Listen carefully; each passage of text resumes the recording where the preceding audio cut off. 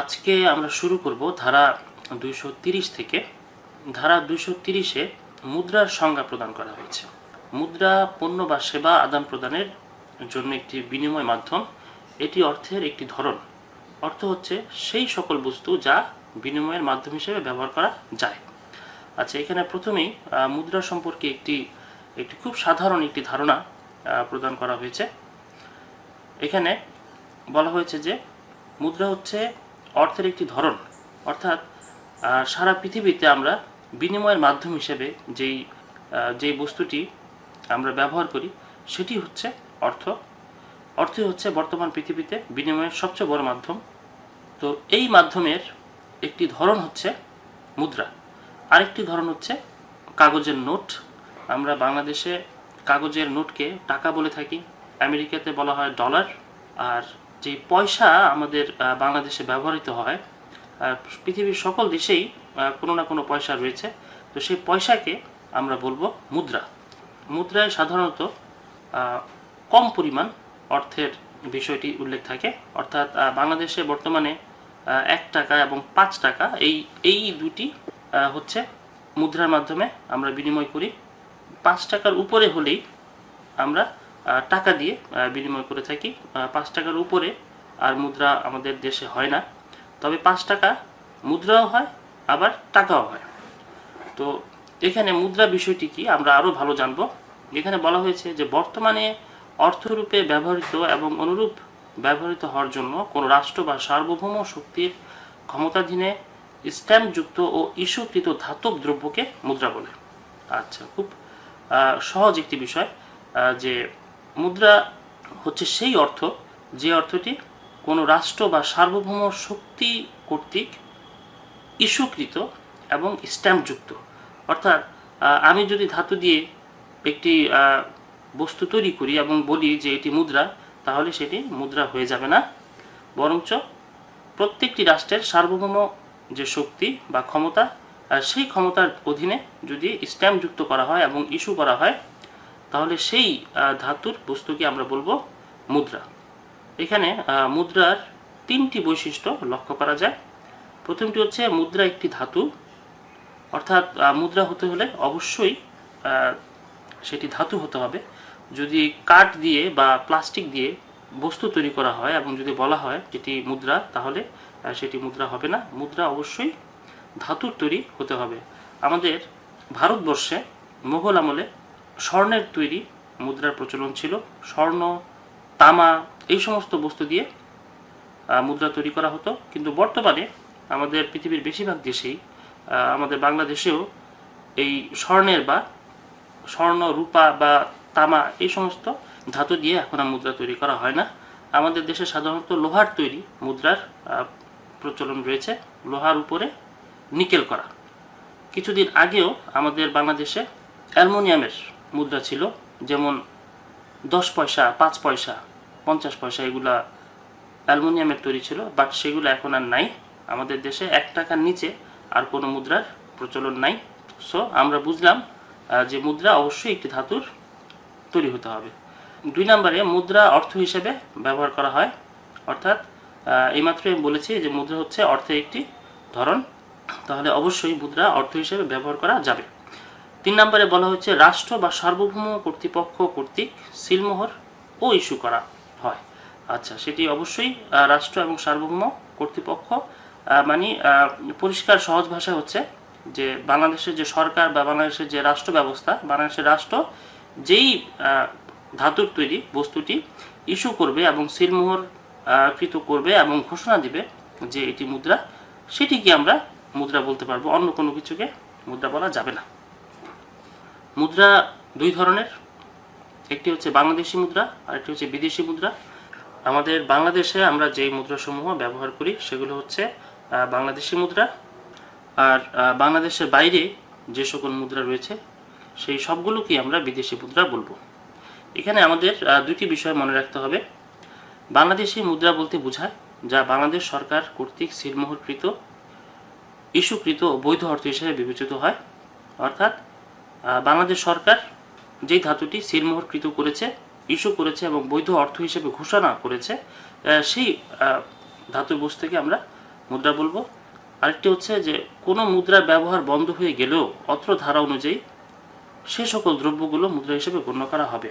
অর্থাৎ খুব সহজভাবে আগে আমাদের যে পয়সাগুলো আমরা ব্যবহার করতাম সেগুলো এখন আর ব্যবহৃত হচ্ছে না। 5 পয়সা, 10 পয়সা, 50 পয়সা এগুলার বর্তমানে বাংলাদেশে ব্যবহার নাই। আবার মুঘল আমলে যে স্বর্ণ মুদ্রাগুলো ছিল বা রূপার মুদ্রাগুলো সেগুলোও এখন আর ব্যবহৃত হচ্ছে না। তবে ব্যবহৃত না হলেও আইনের এই ধারা অনুযায়ী আমরা সেই বস্তুগুলোকেও মুদ্রা হিসেবে গণ্য করব। তারপর ধারা 231-এ বলা হয়েছে মুদ্রা জালকরণ। অর্থাৎ আমরা এতক্ষণ যেই মুদ্রা সম্পর্কে বুঝলাম, সেই মুদ্রা যদি কোনো ব্যক্তি জাল করে, অর্থাৎ কেউ যদি নিজে নিজে কোনো মুদ্রা তৈরি করে, তাহলে তার অবশ্যই শাস্তি হবে। তো এখানে বলা হয়েছে অত্র ধারা মতে কোনো ব্যক্তি মুদ্রা জাল করলে বা মুদ্রা জাল করতে সহায়তা করলে, অর্থাৎ যদি কোনো ব্যক্তি জাল মুদ্রা তৈরি করে নিজে বাড়িতে বসে বসে বা কারো সাথে গিয়ে, অথবা কাউকে জাল মুদ্রা তৈরি করতে সহায়তা করে, তাহলে সেই ব্যক্তি যে কোনো বর্ণনার কারাদণ্ডে, যার মেয়াদ 7 বছর পর্যন্ত হতে পারে, দণ্ডনীয় হবে এবং তদুপরি জরিমানা দণ্ডেও দণ্ডিত হবে। তারপর ধারা 232-এ বলা হয়েছে বাংলাদেশি মুদ্রা জালকরণ। কোনো ব্যক্তি বাংলাদেশি মুদ্রা জাল করলে বা জাল করতে সহায়তা করলে কি হবে, কি শাস্তি হবে তা এখানে বলা হয়েছে। আমরা একটু আগেই পড়ে আসলাম 231 ধারায় যে মুদ্রা জাল করলে তার শাস্তি হবে 7 বছর কারাদণ্ড এবং তদুপরি জরিমানা দণ্ড। কিন্তু এখানে বলা হয়েছে বাংলাদেশি মুদ্রা জাল করলে, অর্থাৎ তাহলে আমরা সহজভাবে বুঝব যে 231 ধারায় যেই শাস্তিটির কথা বলা হয়েছে সেটি যদি কোনো ব্যক্তি বিদেশি মুদ্রা জাল করে তাহলে তার ওই শাস্তিটি হবে, আর বাংলাদেশি মুদ্রা যদি কেউ জাল করে তাহলে তার যে শাস্তি হবে সেটি বলা হয়েছে 232 ধারায়।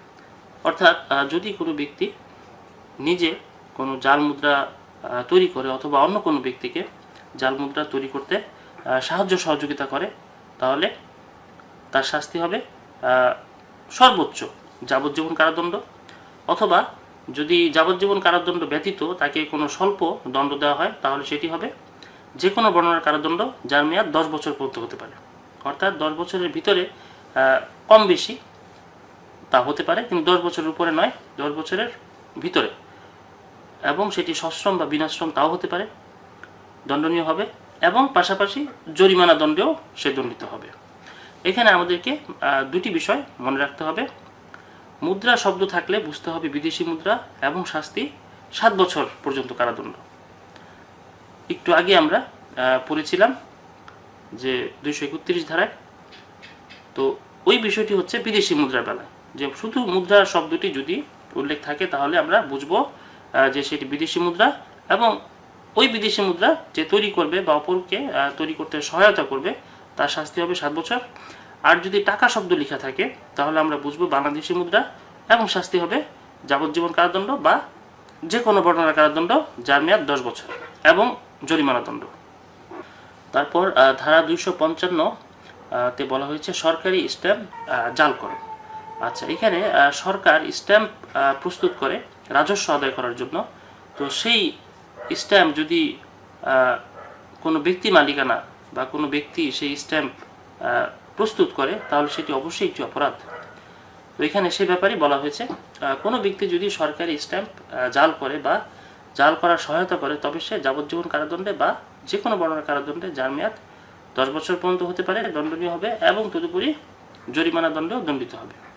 খুব সহজ, আগের ধারাগুলোর মতোই এখানে স্ট্যাম্পের কথা বলা হয়েছে যে সরকার যে স্ট্যাম্প তৈরি করবে, স্ট্যাম্প তৈরি করার একচ্ছত্র অধিকার হচ্ছে সরকারের। কোনো ব্যক্তি মালিকানা ভাবে কোনো স্ট্যাম্প বা মুদ্রা এগুলা প্রস্তুত করা যাবে না।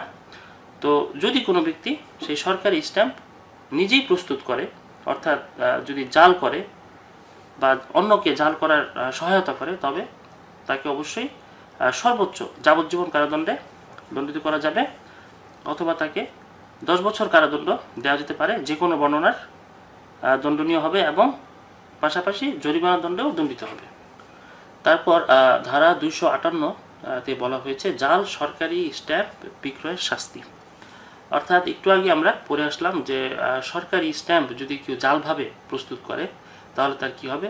এখন যদি এমন হয় যে কোনো ব্যক্তি সেই সরকারি স্ট্যাম্প জাল করে প্রস্তুত করেছে, তো অপর ব্যক্তি সেই ব্যক্তির কাছ থেকে সেই জাল স্ট্যাম্প নিয়ে সে বাজারে বিক্রি করছে, তাহলে যে ব্যক্তি এই বিক্রয়ের কাজটি করবে তার কি শাস্তি হবে সেই ব্যাপারে এখানে পরিষ্কার করে বলা হয়েছে। অত্র ধারা মতে যদি কোনো ব্যক্তি জাল সরকারি স্ট্যাম্প বিক্রি করে তবে সে যে কোনো বর্ণনার কারাদণ্ডে, যার মেয়াদ 7 বছর পর্যন্ত হতে পারে, দণ্ডনীয় হবে এবং তদুপরি জরিমানা দণ্ডেও দণ্ডিত হবে। আচ্ছা, খুব সহজ। যে এই অপরাধটি করবে তার যে কোনো বর্ণনার কারাদণ্ড, যার মেয়াদ 7 বছর, অর্থাৎ 7 বছর পর্যন্ত হতে পারে বা তার নিচেও হতে পারে, এবং সশ্রম হতে পারে, বিনাশ্রম হতে পারে, দণ্ডনীয় হবে এবং পাশাপাশি তাকে জরিমানা দণ্ডেও দণ্ডিত করা হবে। এখানে আমাদেরকে মনে রাখতে হবে যে জাল স্ট্যাম্প বলতে মিথ্যাভাবে সরকার দ্বারা কোনো ডাক মাশুলের পরিবর্তে অবিকল প্রতিলিপি বা প্রতিকৃতিকে বোঝাবে। আচ্ছা, আমি সহজভাবে বুঝিয়ে দিই। সেটি হচ্ছে যে আমি যদি কোনো একটি চিঠি কোথাও পাঠাতে চাই, ধরেন আমি ঢাকা থেকে চট্টগ্রামে একটি চিঠি পাঠাবো, তো চিঠি পাঠানোর সময় যখন আমি চিঠিটি পোস্ট করব, সেই চিঠির কর্নারে, খামের উপরে ডান দিকের কর্নারে আমাকে স্ট্যাম্প সংযুক্ত করতে হয়। তো সেই স্ট্যাম্প আমাকে টাকা দিয়ে কিনতে হয়। তো যখন আমি টাকা দিয়ে স্ট্যাম্পটি কিনলাম তখনই সরকার টাকাটি পেয়ে গেল, অর্থাৎ চিঠিটি ঢাকা থেকে চট্টগ্রামে পাঠানোর জন্য যে খরচটি হবে সেই খরচটি সরকার আমার কাছ থেকে নিয়ে নিল। তো সেই স্ট্যাম্প আমি খামের উপরে লাগিয়ে দিব এবং চিঠিটি জায়গা মতো পৌঁছে যাবে। তো যদি এমন হয় যে স্ট্যাম্পটি আমি চিঠির কর্নারে লাগিয়েছি সেই স্ট্যাম্পটি আসলে সরকার কর্তৃক প্রস্তুতকৃত নয়, সেটি অন্য একটি ব্যক্তি প্রস্তুত করে আমার কাছে বিক্রি করেছে এবং সেটি আমি লাগিয়ে দিয়েছি। তো এই যে ব্যক্তি যে কাজটি করলো, অর্থাৎ স্ট্যাম্প, সরকারি স্ট্যাম্প জালভাবে প্রস্তুত করে তা আমার কাছে বিক্রয় করলো, তো তখন ওই ব্যক্তির এই অপরাধের জন্য তার শাস্তি হবে। তো এই জাল স্ট্যাম্পটি হচ্ছে আসল স্ট্যাম্পের অবিকল প্রতিলিপি বা প্রতিকৃতি। তারপর ধারা 279-তে বলা হয়েছে রাজপথে বেপরোয়া গাড়ি চালানোর শাস্তি।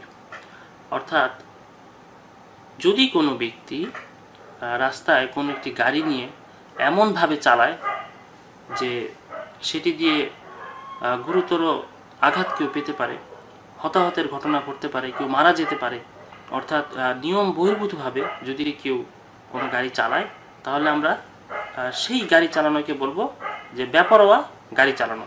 তো কোনো ব্যক্তি যদি রাজপথে বেপরোয়া গাড়ি চালায় তাহলে তার অবশ্যই শাস্তি হবে, কারণ বেপরোয়াভাবে গাড়ি চালালে যে কোনো সময় রাস্তায় অ্যাক্সিডেন্ট হবে এবং মানুষ মারা যেতে পারে, আহত হতে পারে, অনেক বড় ধরনের ইনজুরিতে মানুষ পড়তে পারে। তো বেপরোয়াভাবে গাড়ি চালালে তার শাস্তি হবে যে কোনো বর্ণনার কারাদণ্ড, যার মেয়াদ 3 বছর পর্যন্ত হতে পারে, বা জরিমানা দণ্ড যার পরিমাণ কমপক্ষে 1000 টাকা এবং যা 5000 টাকা পর্যন্ত হতে পারে, বা উভয়বিধ দণ্ডে দণ্ডিত হবে। আচ্ছা, তো এখানে শাস্তি হচ্ছে যে কোনো বর্ণনার, অর্থাৎ 3 বছর পর্যন্ত, 3 বছরও কম হতে পারে, সশ্রম বা বিনাশ্রম হতে পারে, অথবা তাকে জরিমানা দণ্ডেও দণ্ডিত করা যেতে পারে। সেই জরিমানার পরিমাণ হবে কমপক্ষে 1000 টাকা এবং সর্বোচ্চ 5000 টাকা। আবার এমনটিও হতে পারে যে তাকে 3 বছরের কারাদণ্ডও দেওয়া হয়েছে এবং পাশাপাশি জরিমানা দণ্ডেও দণ্ডিত করা হয়েছে। তারপর ধারা 292-তে বলা হয়েছে অশ্লীল পুস্তক বিক্রয়ের শাস্তি। এখানে বিষয়টি কীরকম দেখেন, অশ্লীল পুস্তক বলতে আমরা এমন বইকে বুঝবো যে বইয়ের উপরে ছবি রয়েছে, যে ছবিতে অশ্লীল বিষয় দেখানো হচ্ছে, অথবা বইয়ের ভিতরে এমন কোনো কিছু লেখা রয়েছে বা গল্প লেখা রয়েছে যে গল্পগুলো বা লেখাটি সম্পূর্ণ অশ্লীল।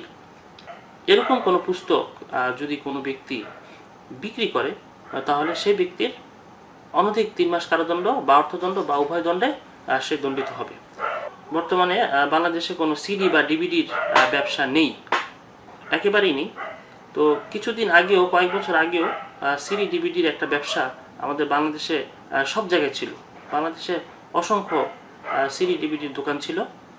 তো ওই সময় আমাদের গুলিস্তানে যে স্টেডিয়াম সুপার মার্কেট, সেইখানে দেখা যেত যে বাইরে রাস্তার পাশে অশ্লীল সিডি বা অশ্লীল বই এগুলো খুব ওপেনভাবে বিক্রয় করা হচ্ছে। তো এখন ওই সময়ে এখন বিক্রি হয় না, তো ওই সময় যখন বিক্রি করা হতো তখন দেখা যেত যে অল্প বয়স্ক ছেলেমেয়েরা গিয়ে সেই বইগুলো কিনতো এবং সেই বইগুলো পড়ে বা ছবি দেখে তারা যথেষ্ট পরিমাণ ক্ষতিগ্রস্ত হতো। এই বিষয়টি আসলে একটি অপরাধ। যে ব্যক্তি এই কাজটি করবে তার একটি অপরাধ হবে এবং তার শাস্তি হওয়া দরকার।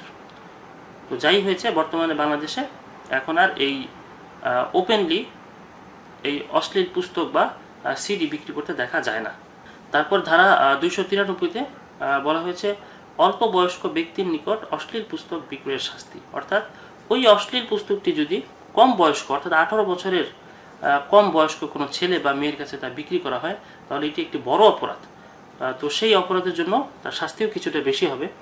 তো এখানে বলা হয়েছে কোনো ব্যক্তি অল্প বয়স্ক ব্যক্তির নিকট অশ্লীল পুস্তক বিক্রয় করলে অনধিক 6 মাস কারাদণ্ড বা অর্থদণ্ড বা উভয়বিধ দণ্ডে দণ্ডিত হবে। তারপর ধারা 294-তে বলা হয়েছে অশ্লীল কার্য ও সঙ্গীত করার শাস্তি। কোনো ব্যক্তি অশ্লীল কার্য ও সঙ্গীত করলে অনধিক 3 মাস কারাদণ্ড বা অর্থদণ্ড বা উভয় দণ্ডে দণ্ডিত হবে। এই বিষয়টি আমাদের বাংলাদেশে বর্তমানে এখনো অনেক জায়গায় চলে। বিশেষ করে গাজীপুরে বা ঢাকার উত্তরাঞ্চলে দেখা যায় রাতভর যাত্রা পার্টি চলে, গানের কনসার্ট চলে।